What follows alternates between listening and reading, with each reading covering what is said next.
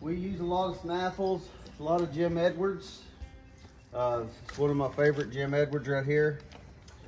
We use it a lot. Usually after the Derby, I'll start using those. Some of this is just stuff. We use a lot of Snaffles at the start of the year. Right. Yep. Mainly all the Snaffles here, and then my go-to bridles for every day though will be this long shank Carey Kelly Cavalry Correction. Okay. And this is my favorite bridle of all time. I would use this 90% of the day. It's called a DM lifter.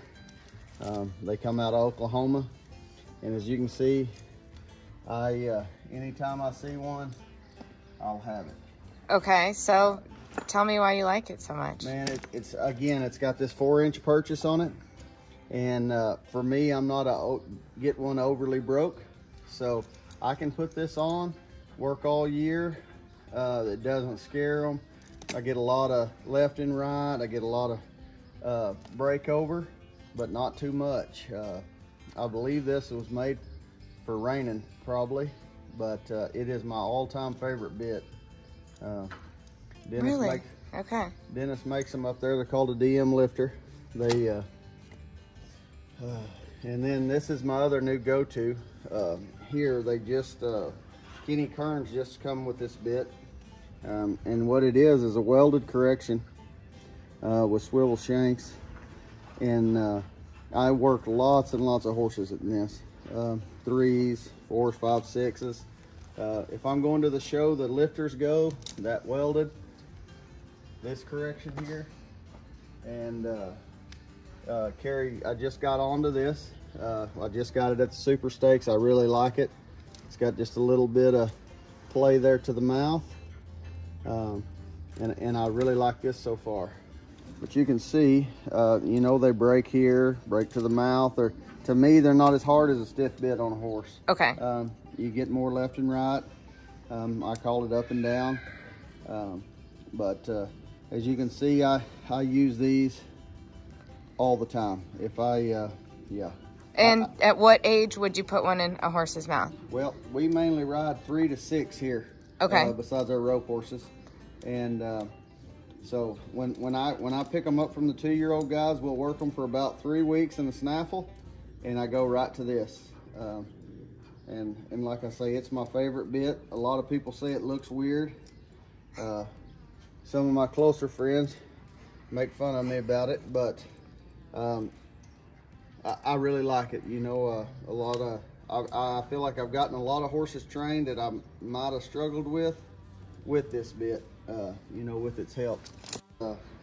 I won't leave home without it at all. And then this is my old go-to.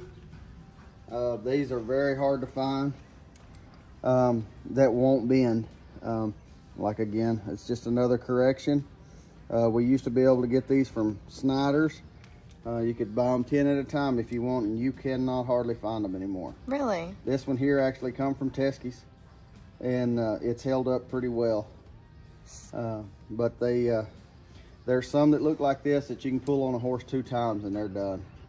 They'll bend in the mouth. Yep. And then if I do use a snaffle, it'll be one of these twisteds here. This is just come from Kenny Kearns. It's a tight twist. It's kind of sharp. Barry Guillory builds me some good snaffles, and that's one of Barry's. And that's about the end of my arsenal. Corrections are my go-to. I show in a long shank spoon, but they never get it on until I go in the show pen. It'll be a correction. They're either getting worked in one of these two, the welded. This is the little DM lifter. I just acquired this. It has a littler mouthpiece than the other ones, because it's not going to have as much bite as this bigger mouthpiece correction, and it's not that much bigger, but this one here's got a little more bite. And Jeff Williams and my dad taught me a long time ago, it don't matter what bit you put in there, it's how your hands work them.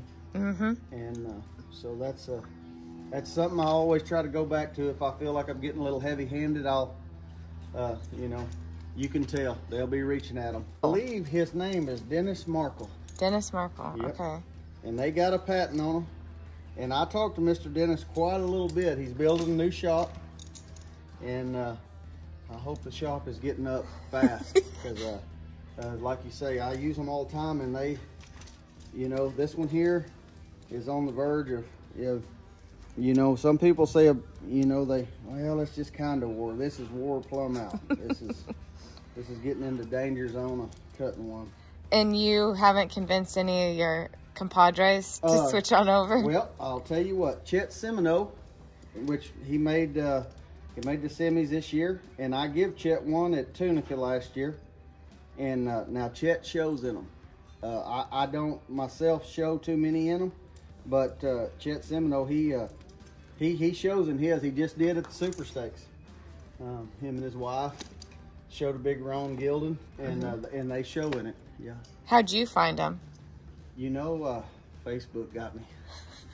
I'm a big Facebook shopper of bits. I know Mr. Charles Kupke real well, and we do a lot of business. Yeah. And when do you think you had your first one? Got your first one? I may not have had them 4 years maybe. I just acquired them. Okay. And how much do they usually go for? They're like $250. Yeah. Maybe $125. I don't know. I know they range on Facebook. And what's the most you've ever paid for a bit? Ooh. A lot. A lot. I've got my clappers are in the house, and my buyers are in the house, and all my spurs are in the house. And sometimes I'll splurge after a show if I see it, and I make enough tip money, I'll get it. Yeah. But I like bits a lot.